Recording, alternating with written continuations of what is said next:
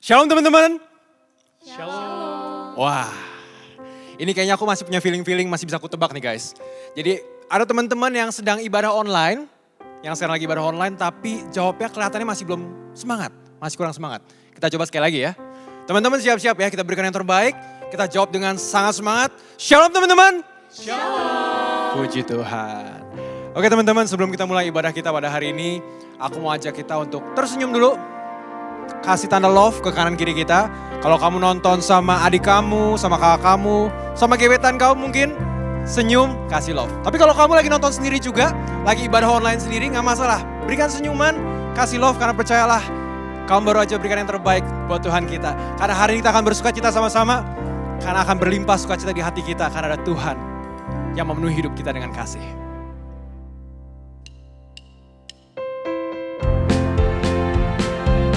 Berlimpah sukacita. Berlimpah sukacita Di hatiku, di mana? di hatiku, Katakan di mana? di hatiku, Berlimpah sukacita di hatiku, tetap di hatiku. tetap di hatiku. Aku bersyukur, bersukacita, kasih Tuhan diam di dalamku. Aku bersyukur, bersukacita, kasih Tuhan diam di dalamku. Damai sejahtera melampaui akal di hatiku, di hatiku, di hatiku. Damai sejahtera. Ayo sambil senyum ya semua ya, harus sambil senyum. Tetap di hati. Katakan bersama-sama, aku bersyukur, bersukacita, kasih Tuhan diam di dalamku. Aku bersyukur, bersukacita, kasih Tuhan diam di dalamku. Berlimpah kasih Yesus di hati kita. Berlimpah kasih Yesus di hati. Katakan di mana? Di hatiku, Lebih keras di mana? di hatiku. Yes, berlimpah kasih Yesus di hatiku, tetap di hati. Aku bersyukur, bersukacita, kasih Tuhan diam di dalamku. Aku bersyukur, bersukacita, kasih Tuhan diam di dalamku. Aku bersyukur, bersukacita, kasih Tuhan diam di dalamku. Aku bersyukur, bersukacita, Kasih Tuhan sekali lagi yuk. Aku bersyukur, bersukacita, kasih Tuhan diam di dalamku. Aku bersyukur, bersukacita, kasih Tuhan diam di dalamku. Kasih Tuhan diam dalam kita. Kasih Tuhan diam di dalamku. Kasih Tuhan diam di dalamku. Kasih Tuhan diam di dalamku. Puji Tuhan. Teman-teman, kita sama-sama percaya kalau setiap kita diciptakan Tuhan unik dan sempurna. Amin ya. Amin. Amin.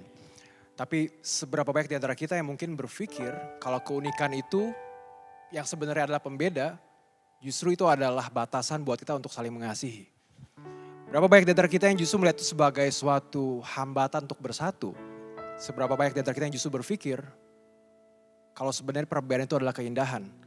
Dan ketika emang perbedaan itu mau bersatu seperti pelangi, justru akan menghasilkan suatu keindahan dan pastinya berkat buat setiap orang-orang di dunia ini. Teman-teman, aku mau ajak kita semua untuk berdoa. Kita mau mengaku dosa kita di hadapan Tuhan. Tuhan yang baik, kami bersyukur Tuhan buat hari yang Kau percayakan buat setiap kami. Kami bersyukur untuk kesempatan bagi kami untuk beribadah pada hari ini Tuhan. Tuhan secara khusus kami berdoa, meminta maaf untuk setiap dosa dan kesalahan yang kami lakukan. Baik kami sengaja ataupun tidak. Dan ajar kami Tuhan untuk semakin hari semakin mengerti hatinya Tuhan. kalau Tuhan mau setiap kami bersatu dengan keunikan kami masing-masing bersama-sama muliakan Tuhan. Ajar kami Tuhan untuk lebih bijak menjalani hari-hari kami bersama Tuhan. Hanya dalam nama Tuhan Yesus kami berdoa dan mengucap syukur. Amin. Teman-teman, kita mau ajak untuk bangkit berdiri. Ada berita anugerah untuk kita semua yang diambil dari Yohanes 15 ayat 9 yang berbunyi demikian, seperti Bapa telah mengasihi aku, demikianlah aku juga telah mengasihi kamu. Tinggallah di dalam kasihku itu. Teman-teman, dari ayat ini teman-teman, Tuhan ngomong sama kita kalau Tuhan mau kita hidup di dalam Tuhan dan berarti hidup dalam kasih-Nya. Dan dengan demikian teman-teman, kita semua dipanggil untuk berbagi kasih Tuhan juga buat setiap orang yang kita temui di dunia ini. Allah adalah kasih dan sumber kasih. Allah adalah kasih dan sumber kasih. Bukalah hatimu bagi firman-Nya. Allah adalah kasih dan sumber kasih. Bukalah hatimu bagi firman-Nya. Kamu dalam dunia, bukan dari dunia. Kamu dalam dunia, bukan dari dunia. Akulah yang memikul sengsaramu. Allah adalah kasih dan sumber kasih. Bukalah hatimu bagi firman-Nya. Allah adalah kasih dan sumber kasih. Buka hati kita buat firman Tuhan. Bukalah hatimu bagi firman-Nya. Musuhmu kasihilah dan berdoa baginya. Musuhmu kasihilah dan berdoa baginya. Aku yang mendamaikan sengketa. Allah adalah kasih. Allah adalah kasih dan sumber kasih. Bukalah hatimu bagi firman-Nya. Allah adalah kasih dan sumber kasih. Bukalah hatimu bagi firman-Nya. Jangan hatimu gentar, jangan bimbang dan sendu. Jangan hatimu gentar, jangan bimbang dan sendu. Aku kan besertamu selalu. Allah adalah kasih. Allah adalah kasih dan sumber kasih. Bukalah hatimu bagi firman-Nya. Allah adalah kasih dan sumber kasih. Buka hati kita. Bukalah hatimu bagi firman-Nya.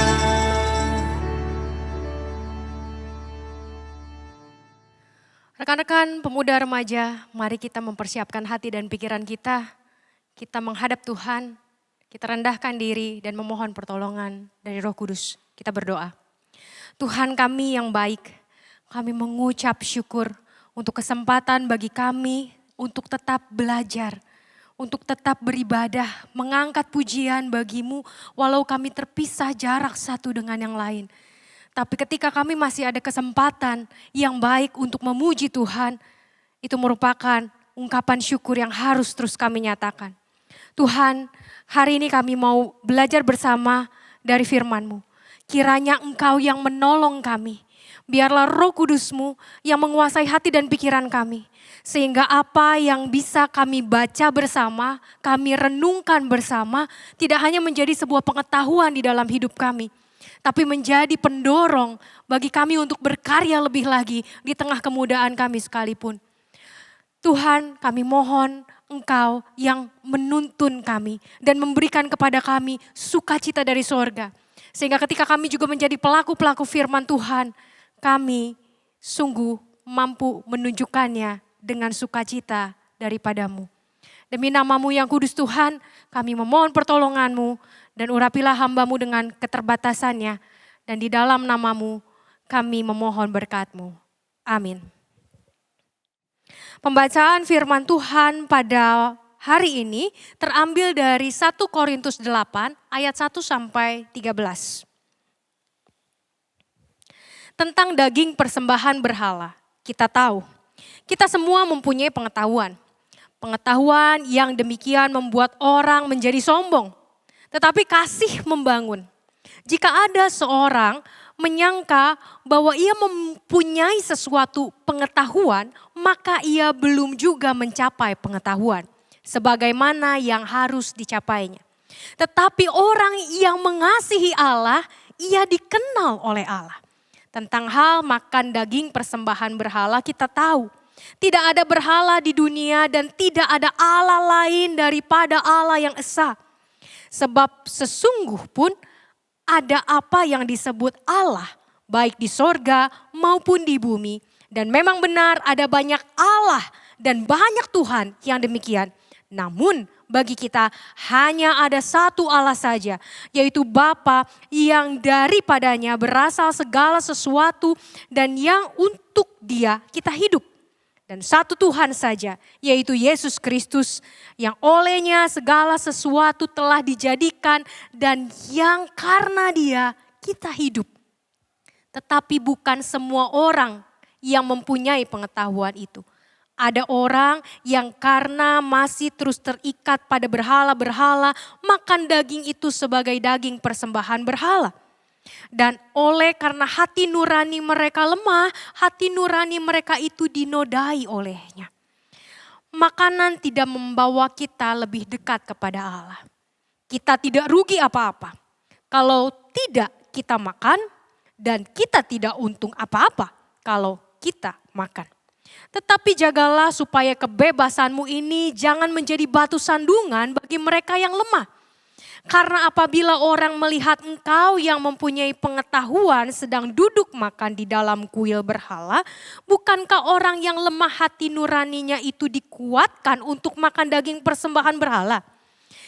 Dengan jalan demikian, orang yang lemah yaitu saudaramu, yang untuknya Kristus telah mati menjadi binasa karena pengetahuanmu.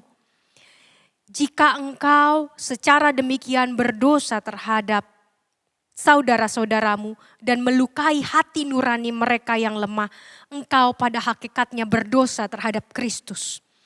Karena itu, apabila makanan menjadi batu sandungan bagi saudaraku, aku untuk selama-lamanya tidak akan mau makan daging lagi. Supaya aku jangan menjadi batu sandungan bagi saudaraku. Sedemikian jauh pembacaan firman Tuhan, berbahagialah kita yang membaca, merenungkan, serta melakukan firman Tuhan. Haleluya. Haleluya, haleluya, haleluya.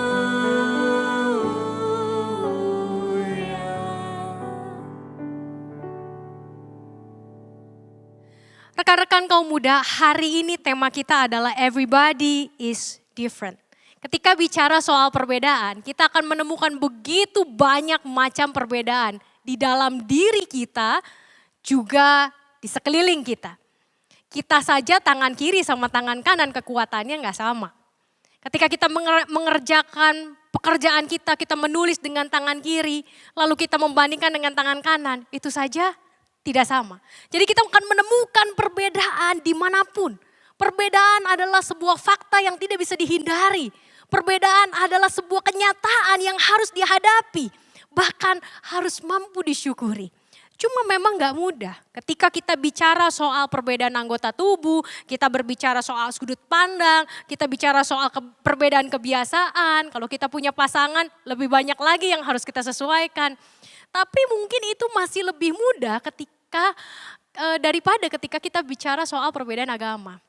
Dan menurut beberapa lembaga survei, ternyata negara kita, masyarakat kita itu punya resistensi yang cukup tinggi bicara soal perbedaan agama. Jadi pemikiran intoleran itu masih ada di tengah-tengah kehidupan bermasyarakat kita. Itu menjadi pergumulan yang tidak akan pernah selesai kalau kita tidak mulai memperbaiki sudut pandang kita. Nah, memang tantangannya betul-betul besar.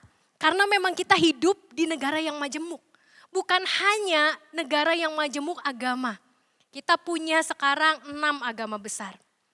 Tapi ketika kita bicara soal denominasi, itu jauh lebih banyak. Kita agak mirip dengan Katolik. Tapi ketika kita bicara soal denominasi, ajaran, dogmatika di tengah kekristenan Protestan sendiri, itu banyaknya luar biasa. Dan seringkali itu menjadi bibit-bibit perpecahan. Gereja yang satu tidak menghargai gereja yang lain. Gereja yang satu mencela gereja yang lain. Akhirnya kita sebagai tubuh Kristus makin lama makin rapuh. Karena kita bukannya bersatu, tapi kita bercerai-berai hanya gara-gara perbedaan cara pandang. Nah, teman-teman yang terkasih di dalam Tuhan, jadi ada yang harus kita usahakan sebagai pribadi. Dan kita tidak bisa memaksa orang lain untuk menerima kita kalau kita juga tidak mau menerima mereka. Ada beberapa hal, paling gak ada 3 hal yang hari ini mau kita renungkan secara spesifik. Yang pertama, mari kita lihat bacaan kita kembali. Saya undang teman-teman untuk membuka Alkitab kita. Coba kalau tadi kita merenungkan dari bacaan kita, sebetulnya 2 pendapat tentang makanan ini, apakah dua-duanya salah atau dua-duanya benar atau ada yang salah atau yang benar, ada yang benar. Yang satu salah, yang satu benar. Sebetulnya kita nggak bisa bilang orang yang berbeda pandangan itu salah. Ketika mungkin dari sudut pandang orang yang nggak mau makan daging gitu ya, nggak mau karena saya merasa kalau saya ikut makan daging persembahan itu saya berdosa sama Tuhan. Salah nggak cara berpikir begitu? Sebenarnya ya nggak salah juga. Karena tadi Paulus bilang bahwa mereka masih ada di dalam proses. Proses untuk mengenal Tuhan. Dan kita nggak bisa memaksakan proses kita kepada orang lain. Buat orang-orang yang mungkin sudah, nggak ada yang namanya Allah berhala itu nggak ada. Cuman ada satu Allah yang Esa. Oke, itu juga nggak salah. Karena memang kenyataannya hanya ada satu Allah yang Esa. Tapi seringkali dengan kita melihat, menilai orang lain, dengan kacamata kita, dengan proses pertumbuhan kita, tanpa sadar kita sedang menghakimi mereka. Padahal sesungguhnya kita hanya menghakimi berdasarkan asumsi. Banyak dari kita menilai orang lain berdasarkan asumsi dan bukan fakta. Seorang hakim ketika kita bicara soal menghakimi, seorang hakim itu harus menemukan begitu banyak bukti. Bukti di lapangan dicari dari semua, dari polisi, semuanya dicari gitu ya.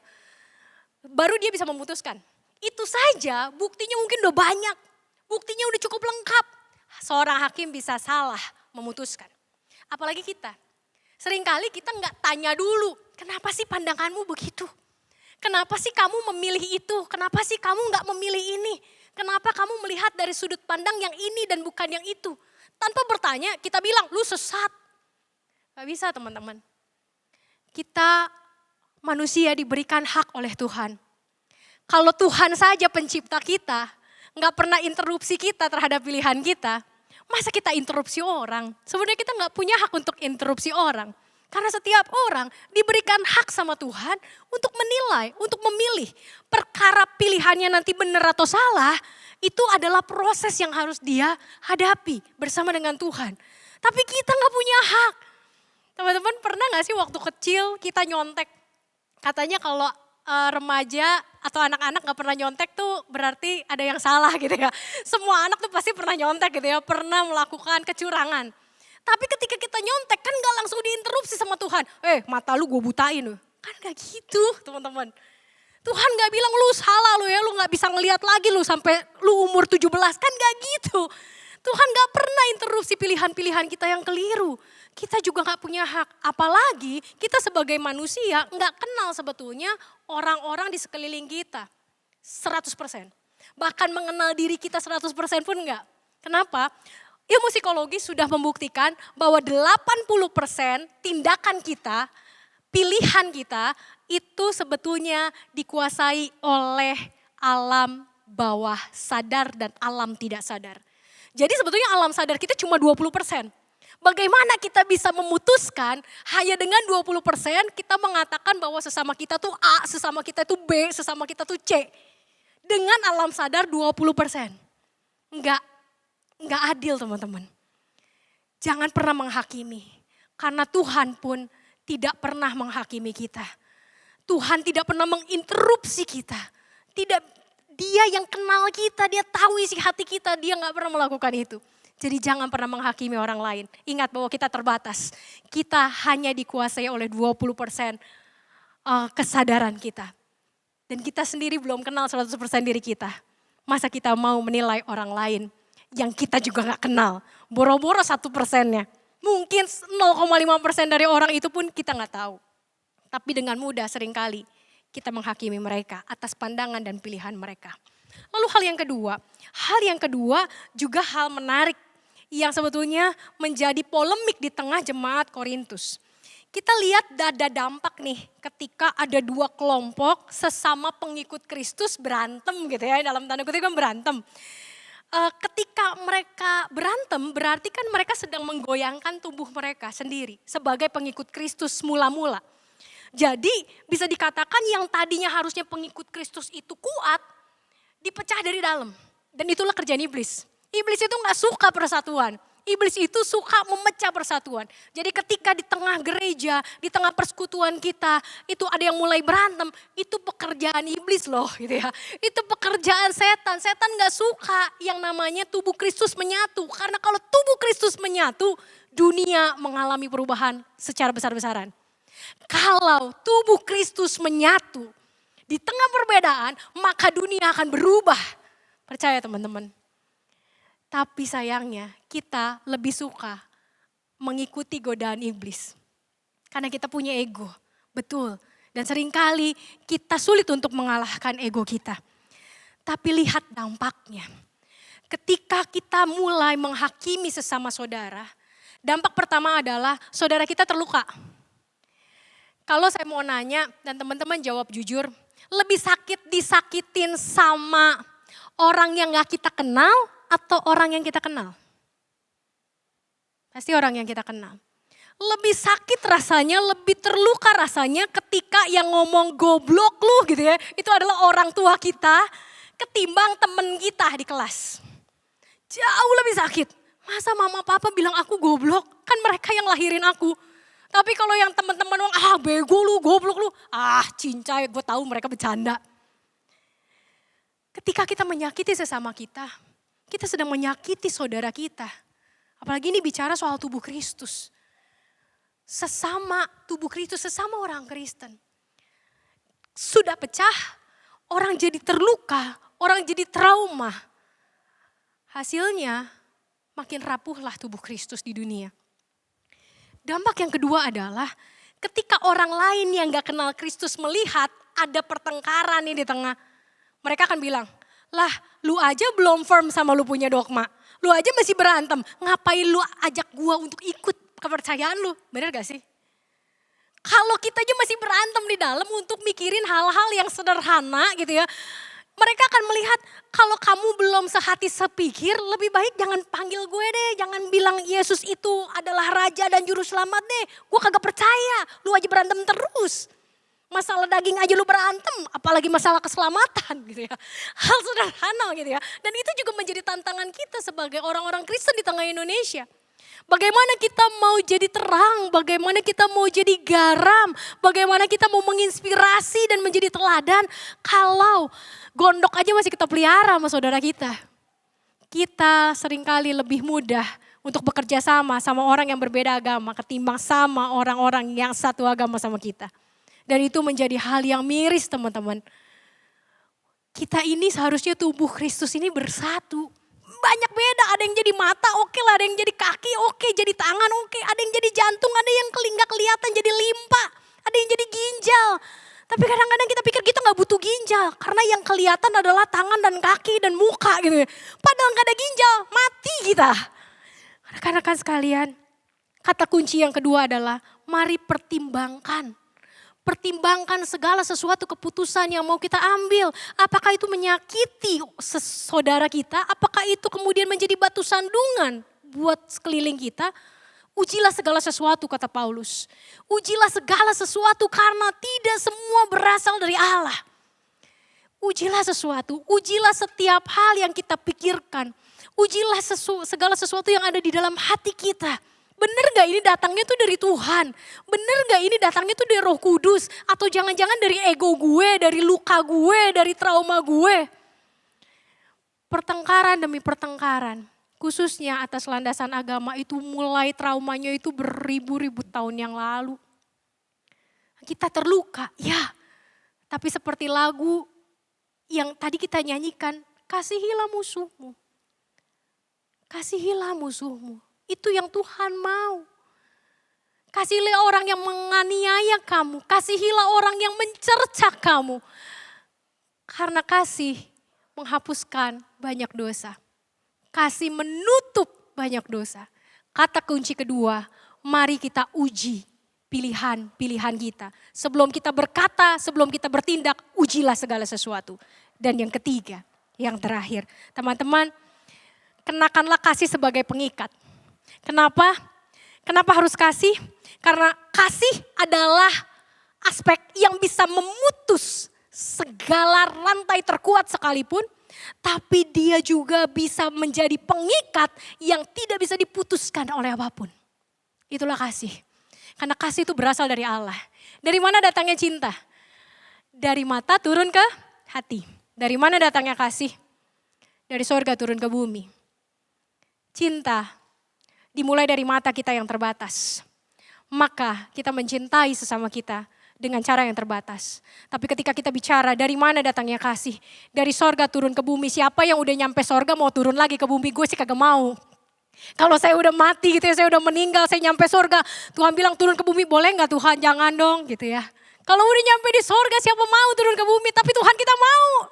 Dan itulah landasan terbesar untuk kita mengasihi sesama kita. Karena dia mau melakukan hal yang kita gak mau lakukan. Dan orang lain gak mau lakukan dan Allah lain gak mau lakukan. Yaitu dari sorga turun ke bumi. Kasih tanpa pamrih. Ketika kita mengasihi tanpa alasan. Ketika kita mengasihi tanpa syarat. Kasih diberi bukan karena. Kasih diberi walaupun lu nyakitin gua. Dan Tuhan bersedia untuk disakitin kita berkali-kali teman-teman. Dia tetap memberikan pengampunan sama kita. Artinya apa? Dia menyediakan diri untuk disakiti lagi. Karena kadang-kadang kita mengakui dosa kita di hari Minggu ini. Baru pulang gereja atau ini baru mematikan laptop gitu ya. Mematikan televisi. Udah kelar nonton Ignite-nya. Udah kelar ibadahnya. Bikin dosa lagi. Yang sama lagi. Padahal berusaha minta ampun. Tapi disitulah kebesaran Tuhan, bukan? Bahwa Tuhan memberi diri untuk disakiti oleh kita ketika dia mengampuni kita. Dan kita adalah anak-anak Tuhan, bukan hanya anak papa mama kita. Kita adalah anak-anak Tuhan, maka kita harus semakin serupa dengan dia. Kasih itu diberikan Tuhan, maka kuncinya adalah alami Tuhan. Orang yang gak pernah ngalamin Tuhan, gak ngerti rasanya dicintai. Orang yang gak ngalamin Tuhan gak ngerti rasanya dikasihi. Maka alamilah Tuhan, kejarlah Tuhan, rindukanlah Tuhan. Karena ketika kita menemukan dia, kita akan memiliki kasih yang berkelimpahan. Sehingga kita tuh gak yang, gue harus kasihin dia ya. Kayaknya gue gak punya energi lagi deh untuk mengasihi dia. Gue udah bohwat sama dia. Kita gak akan gitu. Karena kasihnya berlimpah, kita gak akan pernah kekurangan mengasihi orang lain. Karena sumber kasih itulah yang menuangkannya secara luar biasa besar-besaran kepada kita. Kalau ada diskon besar-besaran, gak ada yang namanya diskon sampai 100%. Betul ya? Paling 80% masih ada, 90 juga biasanya udah dinaikin dulu harganya gitu ya. Tapi Tuhan memberi kepada kita kasihnya 100%. Lewat nyawanya, lewat darahnya, lewat hidupnya. Dan bukan hanya ketika dia hidup di tengah dunia. Tapi sampai saat ini dia tetap mengawasi kita dari sana. Dia tetap memegang tangan kita lewat Roh Kudus. Dia tetap menuntun kita. Walaupun kita nakal berkali-kali, kita jatuh berkali-kali. Tapi kasih Tuhan tidak pernah gagal membuat kita bangkit. Karena dia gak pernah nyerah sama kita. Kita seringkali nyerah sama Tuhan. Gue gak mau lagi Tuhan, gue benci sama dia. Pokoknya titik, gue gak mau lagi berhubungan sama dia. Gue bisa mengampuni tapi melupakan itu soal lain Tuhan. Ya, kita memang tidak mudah untuk mengasihi. Tapi bukan berarti tidak bisa. Iman menolong kita untuk melakukan hal yang mustahil. Bukan membuat hidup kita jadi nyaman dan enteng dan enak. Tapi iman menolong kita untuk melakukan hal-hal yang mustahil. Tanpa Allah kita gak akan mampu mengasihi. Tanpa Allah kita hanya akan menuntut sesama kita. Tanpa Allah perbedaan akan menjadi pedang yang akan membunuh. Bukan menjadi mata bajak yang menumbuhkan. Tanpa Allah perbedaan menjadi alasan untuk berpisah. bukan dorongan untuk terus mengasah. Jadi cari dan alami Allah. Karena ketika kita tahu bagaimana rasanya dikasihi tanpa pamrih, maka kita akan mengasihi orang lain tanpa berusaha. Karena melimpahlah kasih itu dan tak pernah kekurangan mengalir dalam diri kita untuk sesama kita. Kunci yang ketiga, Allah dan tidak ada yang lain. Carilah Allah, alamilah Allah, merindulah pada Allah, lekatkan diri kita pada Allah, gunakan kekuatan Allah, tidak ada yang lain. Perbedaan adalah sesuatu fakta yang tidak terhindarkan. Jadikanlah sebagai pendorong, bukan untuk menghabisi, mencaci, tapi untuk memberi dan mengisi. Di sanalah kasih Tuhan yang sejati mengikat diri dalam sebuah ikatan yang murni dengan sesama, yang menjunjung tinggi nurani. Cintailah perbedaan, maka perbedaan akan menjadi kawan seperjalanan. Tuhan Yesus memberkati. Amin. Mari rekan-rekan pemuda, kita bangkit berdiri bersama dengan umat Allah di segala tempat, di masa lalu, masa kini dan masa depan, mengingat janji baptisan kita dengan mengikrarkan pengakuan iman rasuli yang berbunyi demikian. Aku percaya kepada Allah, Bapa yang Maha Kuasa, Khalik langit dan bumi, dan kepada Yesus Kristus anaknya yang tunggal Tuhan kita, yang dikandung daripada Roh Kudus, lahir dari anak darah Maria, yang menderita sengsara di bawah pemerintahan Pontius Pilatus, disalibkan, mati dan dikuburkan, turun ke dalam kerajaan maut. Pada hari yang ketiga bangkit pula dari antara orang mati, naik ke surga, duduk sebelah kanan Allah, Bapa yang Maha Kuasa, dan dari sana Ia akan datang untuk menghakimi orang yang hidup dan yang mati. Aku percaya kepada Roh Kudus, gereja yang kudus dan persekutuan orang kudus, pengampunan dosa, kebangkitan orang mati, dan hidup yang kekal. Mari rekan-rekan, kita mengangkat doa syafaat kita. Mari tundukkan kepala, kita arahkan hati kita kepada Tuhan. Kita berdoa. Tuhan Allah kami yang begitu mengasihi kami mengucap syukur Tuhan, karena Engkau menjadi Allah yang menyertai kehidupan kami dalam setiap gelut dan perjuangan kami menghadapi perbedaan. Tuhanlah yang menciptakan perbedaan, karena perbedaan adalah hasil karyamu, perbedaan adalah hasil kreativitasmu, maka Tuhan mampukan kami melihat perbedaan dengan matamu. Karena hanya dengan matamu kami bisa melihat perbedaan sebagai sesuatu yang indah, sesuatu yang memperkaya hidup kami. Dan bukan menjadi ancaman yang menghancurkan relasi kami dengan sesama kami. Ajar kami untuk tidak menghakimi saudara-saudara kami. Ajar kami untuk menguji segala pilihan kami. Dan ajar kami untuk mengenakan kasih yang hanya ada padamu dan berasal darimu saja. Tuhan, kami kaum muda GKI, kami mau berdiri di tengah bangsa ini. Kami mau menjadi duta-duta perdamaian. Kami mau jadi duta-duta toleransi. Kami mau melihat perbedaan sebagai sesuatu yang indah. Memperindah kehidupan kami. Memperindah kehidupan sesama kami. Maka biarlah kami memulai dari diri kami sendiri. Hari ini kami berdoa secara khusus untuk teman-teman kami yang sedang sekolah online. Baik remaja dimanapun di seluruh Indonesia, kami berdoa sehingga mereka tetap punya semangat.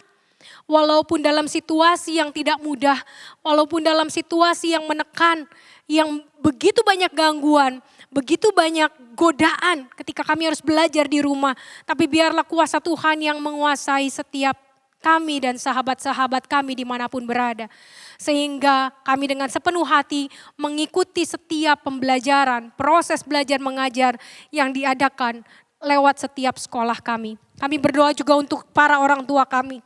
Biarlah mereka juga diberikan hikmat untuk bisa mendampingi kami di masa sulit ini. Berikan mereka hati yang juga mau mengerti bagaimana kami sulit menyesuaikan cara baru untuk belajar. Biarlah Tuhan juga memberikan kepada keluarga kami kasih, sehingga kami bisa merasakan kedamaian di tengah keluarga, di mana kami belajar secara online. Kami berdoa juga Tuhan buat teman-teman kami yang kuliah online, juga mungkin teman-teman yang bekerja di rumah dan mulai kembali ke kantor. Berkati mereka dengan kreativitas. Berkati mereka dengan kesabaran, ketekunan, dan ketahanan. Kami tahu Tuhan masa ini bukan masa yang mudah. Banyak rekan-rekan pemuda yang mengalami PHK. Banyak rekan-rekan pemuda yang dipotong gajinya. Dan mungkin malah mengerjakan sesuatu yang lebih berat lagi di dalam tanggung jawab mereka.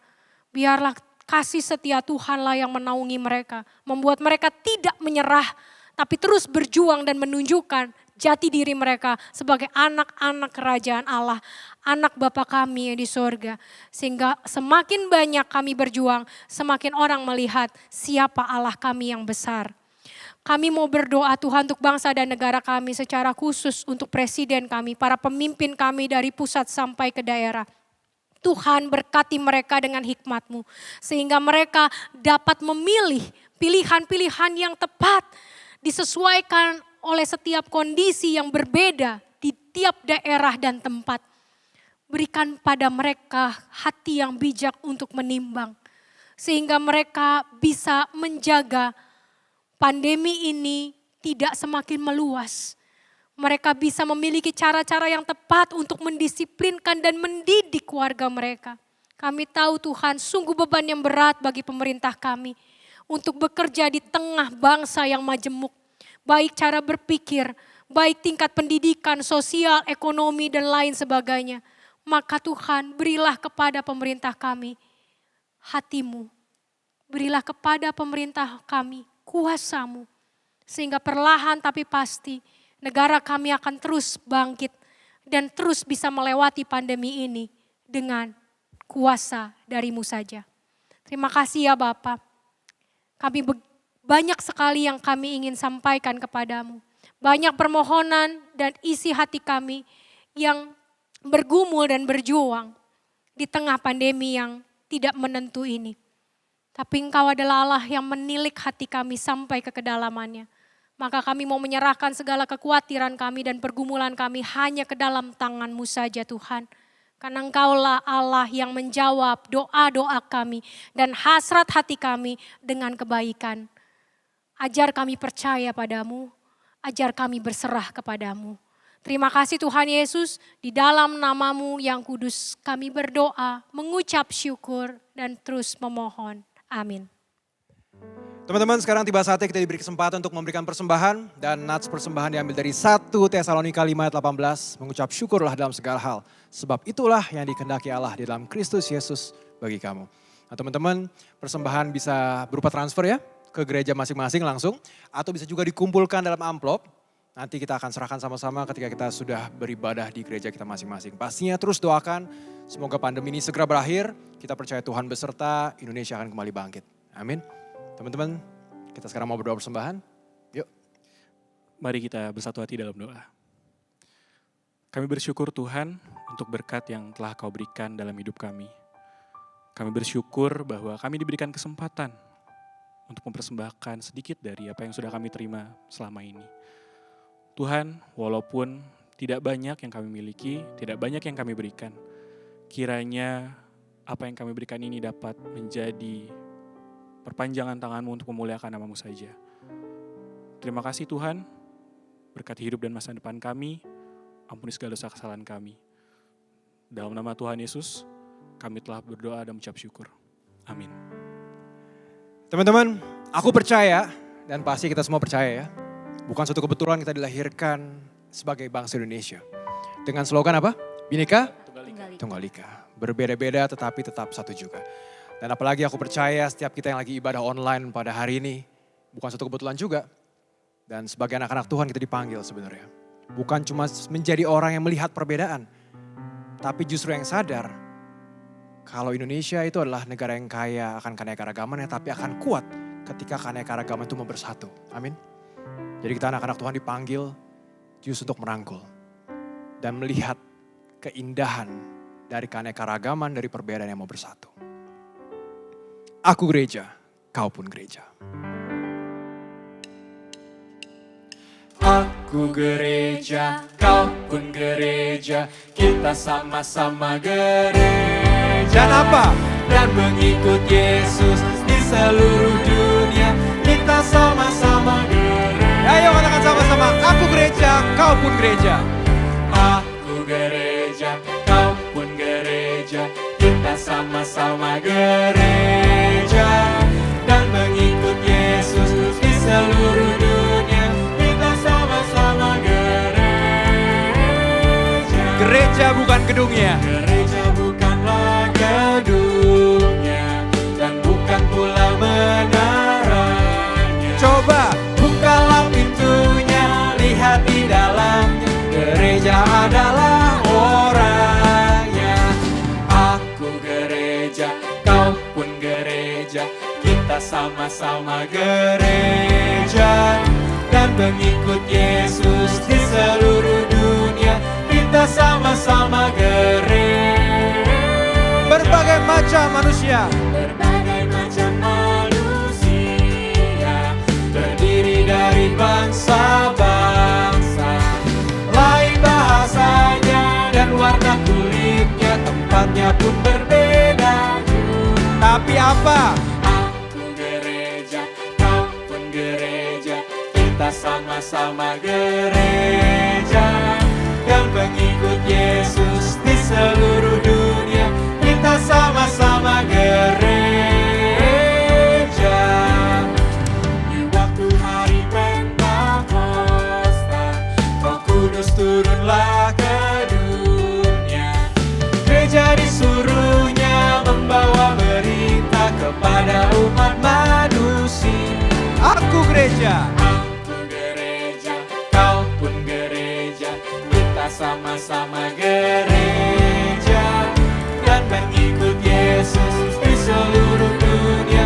Kita sama-sama Lebih semangat katakan, aku gereja, kau pun gereja. Aku gereja, kau pun gereja, kita sama-sama gereja dan mengikut Yesus di seluruh Dan pengikut Yesus. dan mengikut Yesus. Sekali katakan, dan pengikut Yesus. Dan mengikut Yesus di seluruh dunia.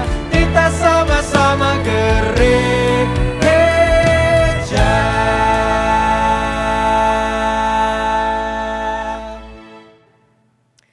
Rekan muda GKI, marilah kita terus mengerjakan panggilan Tuhan dalam hidup kita. Di tengah kemudaan kita, teruslah jadi terang. Di tengah perbedaan, teruslah jadi teladan. Mari kita melakukannya dengan berkat dari Tuhan, maka marilah kita menerima berkatnya.